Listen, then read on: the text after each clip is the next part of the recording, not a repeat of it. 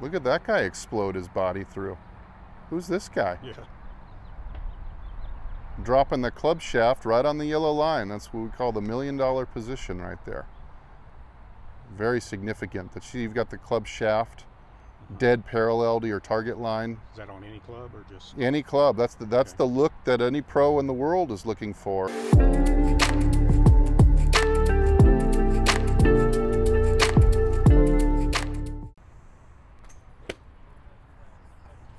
Okay.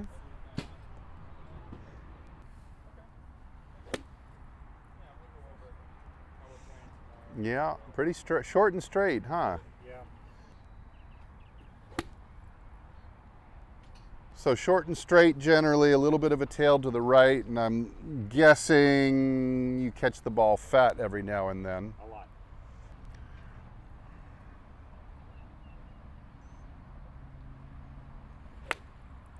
Until he finally hooks it. Thin and thin hook. Okay, so the first thing you want to know is that fat and thin are not opposites. They're fraternal twins. Okay. So here's how that works. So here we have our innocent little ball sitting there waiting to be hit.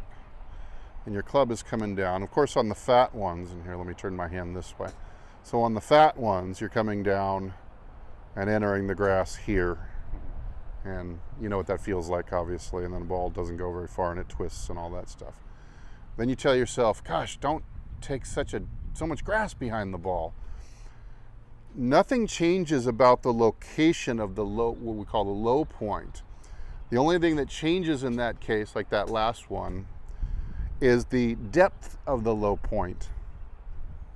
So on that one, you missed the ground by, who knows, a 1/16 of an inch, tiny amount. You didn't catch any grass at all. Right.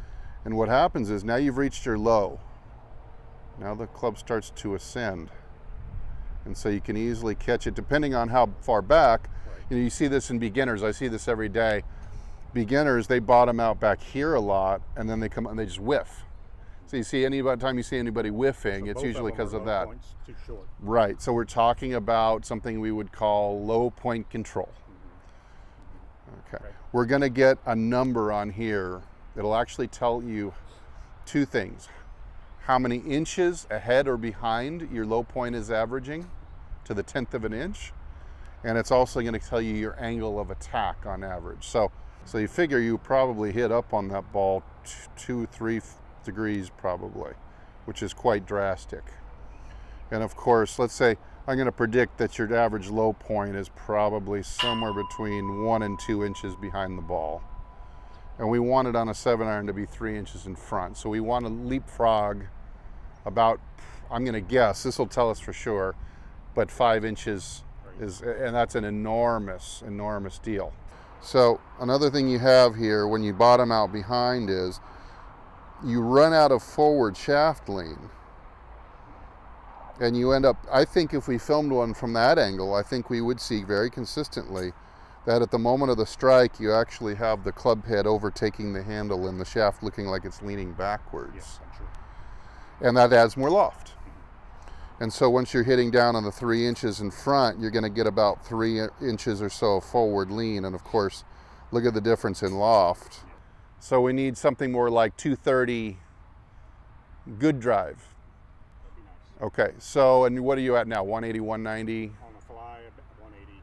So maybe 200 with the roll? Yeah, my best is a good shot for me right now is rolling out to about 200, 205. But if you took an average for the whole day, it's 180, 190. Yes. What do they generally tell you to keep working on? Keep working on Holding the angle. That's their solution to hitting behind it, huh? Theirs was to drive this knee this way. Oh wow, to right field? That's what I got from it. I love it. You know that I love an early release. Well, yeah. But However, early release without turning yes. is my problem. Yes. Okay, so the big two things are, feels like your knees are very straight. It feels like your handle is low. You're nailing it right there. Okay, butt back winner.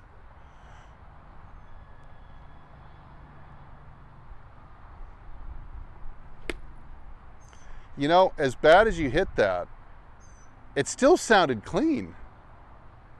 It still wasn't fat or thin. It just looked awkward, looked uncoordinated, but that's what we're gonna get when we're doing something this drastically different. Ah, right. See, that wasn't fat at all, was it? No. That was nice and clean. Well done. You might have seen this one before, and I give this one to people a lot. This is swoosh here. Okay, if this was a piñata, can you turn and whack the piñata? So I want to hear a swoosh sound over it. Now you don't have to swing hard, but I do want you to be free enough to make a swoosh. Okay, you ready? Turn and swoosh. Nice. Now, at the end of that, I want your left hip to be on this nub of the chair, or this post of the chair, actually touching left hip bone. So you have to close the gap. You see where you're starting. You're starting about one hand width. So there needs to be a shift over. Okay, perfect. Right there. That's the location. Now, if you want some extra credit, lift the chair with that hip. If you want the bonus pool of money, then you'll lift the chair and sustain the lift of 1 inch off the ground as you're swooshing. And then you finish the swoosh, you're just standing there, still lifting the chair off the ground. Okay, you ready to try? Can you picture where the swoosh needs to be? So it's bump over, turn the chest, and swoosh. Here we go. Nicely done. Keep at it. Probably going to throw yourself off balance a few times. That's fine. Keep at it. Wow. Okay, I want you to put the swoosh another foot out in front and around to the left. It's still too straight and too close to the ball. So keep, yep. Like pretend you're gonna swoosh right on the line with that camera. Yep. Coming right at the camera. Lift chair, turn, swoosh. Turn and swoosh. Wow, wow, wow, wow, wow. Okay, we're gonna get a video of you doing that from the front angle. Same deal. Bump, turn, swoosh. Wow. You're amazing.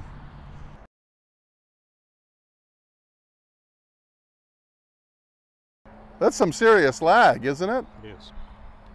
Now the lag is going to translate into forward lean. Yeah. There's your forward divot. There's your correct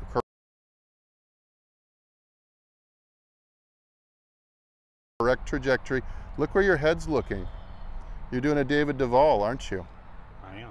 It's a great lesson that the head needs to feel like it's releasing with the strike of the ball. The worst thing you can do when you're in your situation is to follow that old adage, keep the head down, because it doesn't allow the chest to freely unwind open towards the target. And almost everybody that I have do this drill for the first time has this same look. Very clean, huh?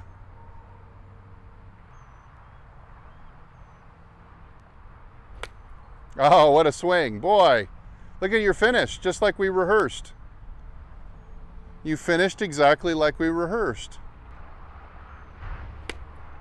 Awesome.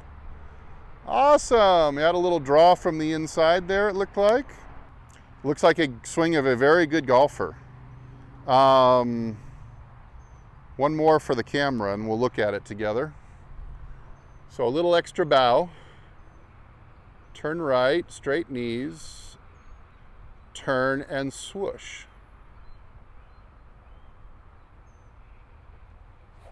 Wow, that's amazing.